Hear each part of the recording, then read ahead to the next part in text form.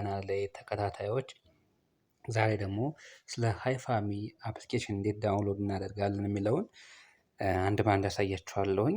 ምናልባት ቴሌግራም ቻናሌን ጆይን ያላደረጋችሁ ዮኒ አንደርስኮር COM1 ብላችሁ ቴሌግራም ላይ ሰርች ብታደርጉኝ ማግኘት ትችላላችሁ።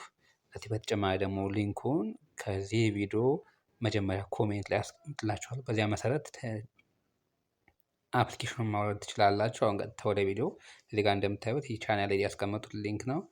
ይሄን ሊንክ ነክቼ አፕሊኬሽኑን ዳውንሎድ አድርገዋለሁኝ። ቀጥታ ወደ ፕላይ ስቶር ይወስደኛል። ወደ ፕላይ ስቶር በሚወስደኝ ሰዓት ያው ኢንስታል አድርግ ይለኛል። ቀጥታ ኢንስታል አደርገዋለሁኝ።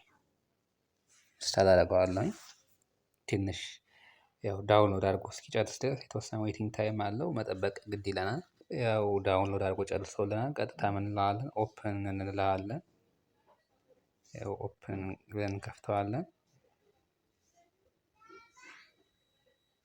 ኦፕን ብለን ስንከፍተው ቀጥታ ኢንተርፌስ ያመጣልናል። ከዚህ ኢንተርፌስ በሚያመጣልን ሰዓት ሶስት ኦፕሽኖች አሉ።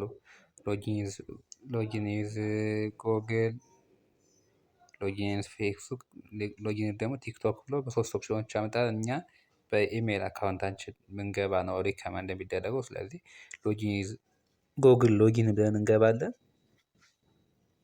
ጎግል ሎጊን ብለን ከገባን በኋላ ያው ጎግል ሎጊን ቀጥታ አንዱን ኢሜል አካውንት እንትን አድርጎ ወደ ፕላትፎርሙ አስገብቶኛል። በዚህ መሰረት አሁን ታስኮች